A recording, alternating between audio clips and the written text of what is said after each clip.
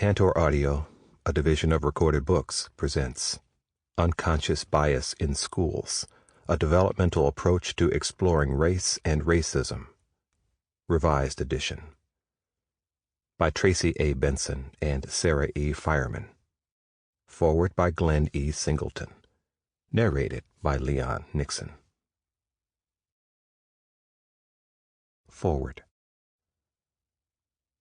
Having partnered over the last quarter of a century with a broad range of school districts and organizations in the United States and abroad, I've learned that schools cannot achieve racial equity without explicitly naming race and exposing racism as central in the failure to effectively serve the student groups that comprise the majority of the school population.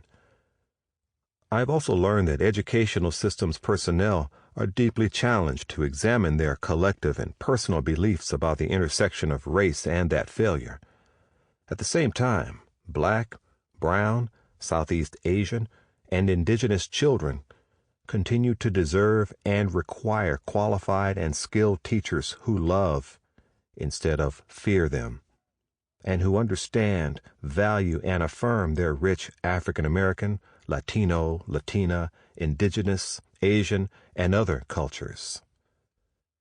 In Unconscious Bias in Schools, a developmental approach to exploring race and racism, Tracy Benson and Sarah Fiarman, through their own personal and professional experiences, acknowledge and seek to address what these stark racial truths look, sound, and feel like in schools.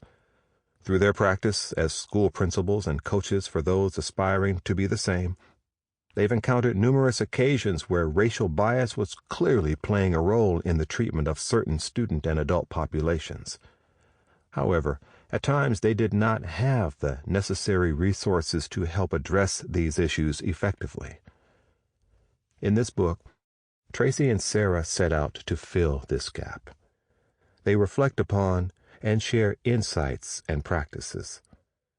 They both acknowledge and know, viscerally and intuitively, the racial context in which they learn, teach, and lead, and seek to guide teachers and principals to acquire and practice the racial consciousness and literacy required to transform the structures, culture, and climate of schools and classrooms. Educators at all levels need to learn how to talk about race. We must develop a proficient level of literacy and competence about the racial context in which we are all socialized and its history and evolution to the present, and in our inherited and emerging relationships with one another. It is vital that educators examine, interrupt, and dismantle how racism is institutionalized in schooling and the role that plays in creating, maintaining, and perpetuating racial disparities.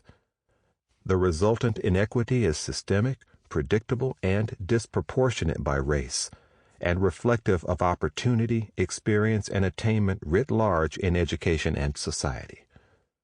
Unconscious Bias in Schools, a developmental approach to exploring race and racism, provides a historical and contemporary understanding of racial bias in schools as a side effect of centuries of U.S. racism. This volume also offers suggestions on how to prepare, as a school leader, to dive into these issues within the school and specific strategies to employ to root out the mass and vestiges of racial bias in the school as a whole, as well as in the classroom. The hope is that school leaders will incorporate strategies put forward herein to increase principal and teacher efficacy, transform the culture and improve the climate of schools, and increase student achievement. Leadership development for racial equity is at the core of this book. Benson and Fiarman are avid practitioners of courageous conversation, advocates for social justice, and committed anti-racist leaders.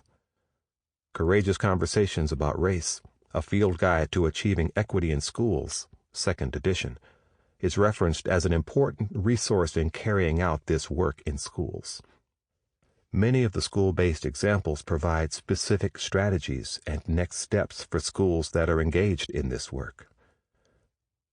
I hope that Unconscious Bias in Schools, a developmental approach to exploring race and racism, empowers you to engage in, sustain, and deepen interracial dialogue about race in your schools and other personal, professional, and organizational settings. I'm optimistic that, together, we can and will work to transform the culture and climate of silence about the racial context and experience that is schooling in the United States. The construction of race is acknowledged, documented, studied, and understood. The evidence and impact are irrefutable. Overcoming the inability and/or lack of will to name, talk about, and examine racism in every aspect of our social order and system of schooling born of, practiced, and sophisticated in race must be a function of transformed belief, conscious intent, and explicit action. May this book be a useful contribution to your practice of each. Glenn E. Singleton, founder and president, Courageous Conversation, Pacific Educational Group. Introduction. Early in our collaboration, when we were working with aspiring principals, Tracy sent Sarah an email that made her sit up and take notice. We were both members of the teaching team in the school leadership program at Harvard Graduate School of Education.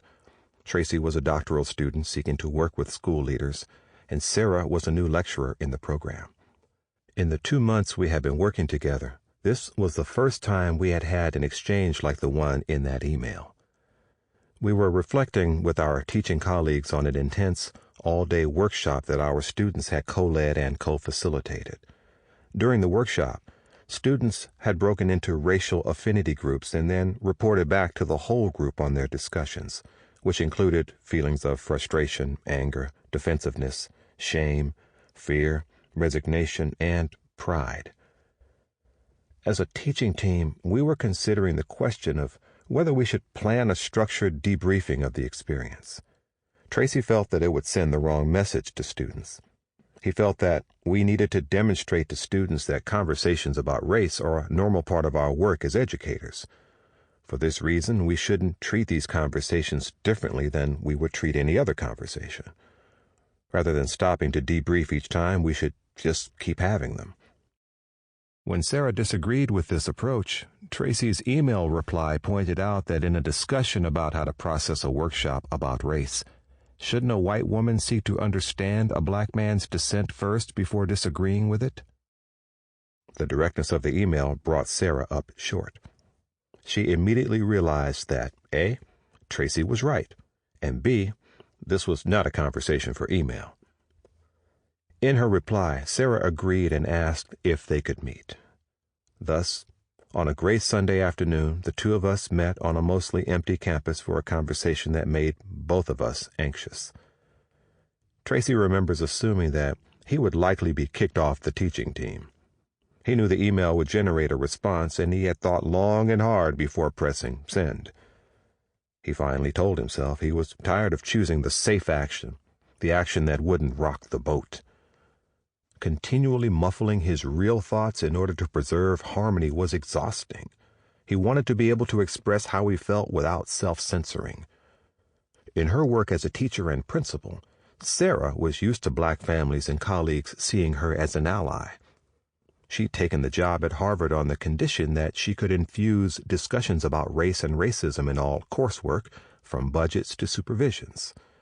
In weekly planning meetings for class, Tracy had been a valuable collaborator.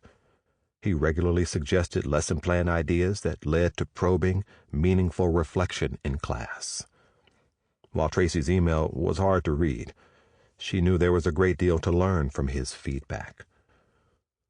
On that October afternoon at the school library, we formed a partnership. Tracy took time to meet with Sarah during a week when, by all accounts, he had no spare time. Sitting across a table, with a tall cup of coffee in front of him, he placed his laptop and books aside and answered Sarah's questions with patience and in detail. He asked repeatedly, "Is there anything else you want to ask about?" Despite the pull of schoolwork that needed to be completed, he remained until she asked her last question. After the meeting, Sarah thanked Tracy and then went home and did something Tracy had never experienced from a white person before. She wrote up what she'd heard and the insights she'd gained from listening. Sample complete. Ready to continue?